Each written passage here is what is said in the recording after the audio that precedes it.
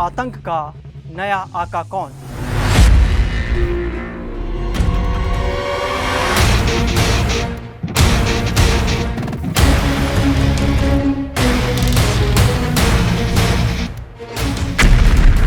आतंक का नया आका कौन? 7 महीने से अंडरग्राउंड हैं पाकिस्तान के सबसे बड़े आतंकी। ना कोई खबर है, ना कोई वीडियो। आखिर ऐसा क्यों? क्या आप जानते हैं कि इनकी जगह अब एक नया खतरनाक चेहरा सामने आया है? टीटीपी और बीएलए से हारती पाकिस्तानी सेना ने अब अपना आखिरी कार्ड खेल दिया है। एक ऐसा आतंकी जो धर्म का उपदेशक भी है और लश्कर का ट्रेंड लड़ाका भी। पाकिस्तान कुछ ऐसा पका रहा है जिसकी आंच सिर्फ उसकी सरहदों तक सीमित नहीं रहने वाली है, वो पाकिस्तान को जला देगी। भारत के ऑपरेशन सिंदूर के बाद पाकिस्तान का आतंकी ढांचा पूरी तरह ध्वस्त हो गया है। मसूद के परिवार का सफाया हुआ, हाफिज का ठिकाना मिट गया। पर अब ऑपरेशन सिंदूर के बाद सबकी नजर एक ही सवाल पर टिकी है, हाफिज सईद कहां है? मसूद अजहर क्यों गायब है? तो उसका जवाब है अंडरग्राउंड। लेकिन कहानी यहीं खत्म नहीं होती, बल्कि यहीं से शुरू होती है। जब पुराने आतंकी चेहरे 7 महीने से कैमरों से दूर हैं, तब पाकिस्तान ने पर्दे के पीछे एक नया मोहरा तैयार कर लिया है। एक ऐसा चेहरा जो दाढ़ी, तकरीर और राजनीति की आड़ में आतंक की नई स्क्रिप्ट लिख रहा है। नाम है कारी मोहम्मद याकूब शेख।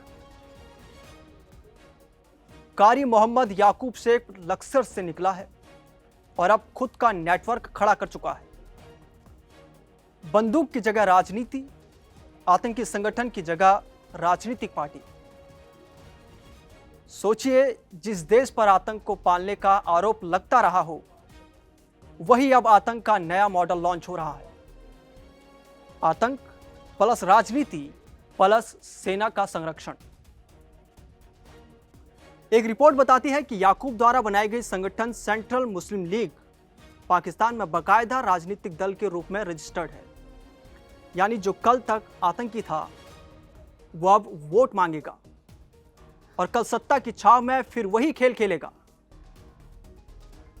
सवाल बड़ा है, क्या यह हाफिज और मसूद का विकल्प है या पाकिस्तान की मजबूरी का नया चेहरा? अब पूरी कहानी समझिए, क्योंकि पाकिस्तान को आतंक के नए आका की जरूरत पड़ी। कारी मोहम्मद याकूब शेख का जन्म 1972 में पाकिस्तान के बहावलपुर में हुआ। मदरसे से शुरुआत, फिर मजहबी उपदेशक बना। उसकी तकरीरें इतनी असरदार थीं कि स्थानीय स्तर पर वायरल होने लगी।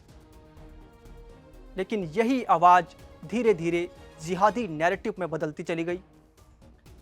2012 में अमेरिका ने पहली बार उसे आतंकी घोषित किया। आरोप था कि लश्कर तैयबा के लिए काम करने का उस पर आरोप लगा और यहीं से याकूब का नाम खुफिया एजेंसियों की फाइलों में दर्ज हो गया। उसके रिश्ते सिर्फ लश्कर तक सीमित नहीं रहे। बताया जाता है कि उसके मसूद अजहर से भी करीबी संबंध थे। यानी आतंक की पुरानी फैक्ट्री से उसका सीधा कनेक्शन था। 2017 में उसने दिफा-ए पाकिस्तान काउंसिल के सिंबल पर चुनाव भी लड़ा, लेकिन नाकामी हाथ लगी। तब याकूब समझ गया, सिर्फ नारे नहीं, संरचना चाहिए। ढांचा बनाने पड़ेगा, पार्टी बनानी पड़ेगी। और यही सोच आगे चलकर सेंट्रल मुस्लिम लीग में बदली।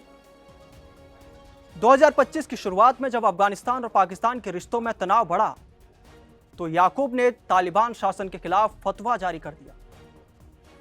यहीं से खेल पलट गया। यही था असली टर्निंग पॉइंट।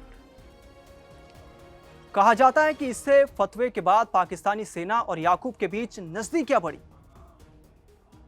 सवाल उठता है कि क्यों? पाकिस्तान इस वक्त अंदर से पूरी तरह फंसा हुआ है। देश अंतरकलह की आग में जल रहा है। एक तरफ तहरीक तालिबान पाकिस्तान यानी टीटीपी और दूसरी तरफ बलूच लिबरेशन आर्मी यानी BLA।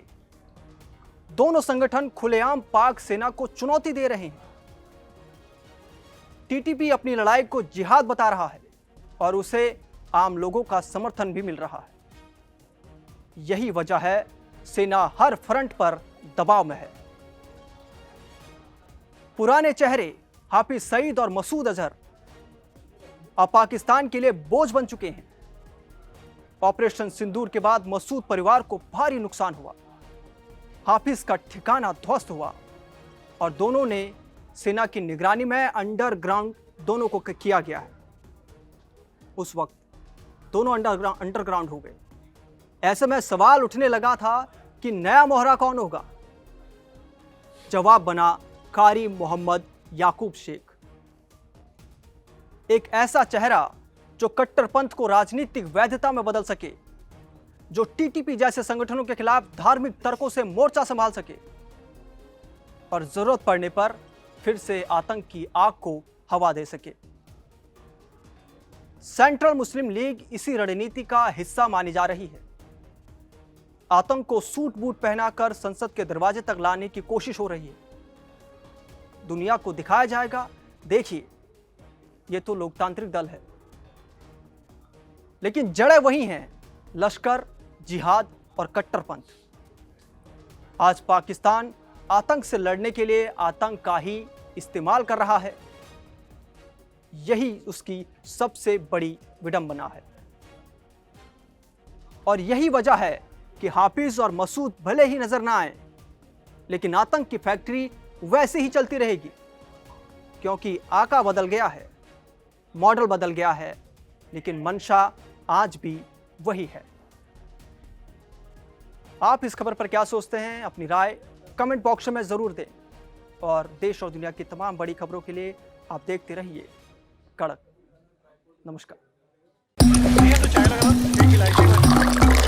यहाँ ताजा खबर के साथ हर दिन की शुरुआत कड़क है। आमने सामने बैठ रखते हैं बात पूरे दम से, आराम से। चर्चा होती है बेधड़क। यहाँ किस्से कहानियों में बोल सरल और अंदाज बेहद कड़क मिलता है। जीने में एक तेवर है जो आता है सही ज्ञान, जानकारी और उससे कमाई कड़क नोट से। इधर मौके पर चौका नहीं, छक्का लगा जलवा दिखाते हैं। कड़क क्रिकेट से अपने रोमांच को जो बढ़ाते हैं। यहाँ की हर बात का मिजाज एक है, मिजाज कड़क। आपका अपना YouTube चैनल कड़क, लाइव बेधड़क।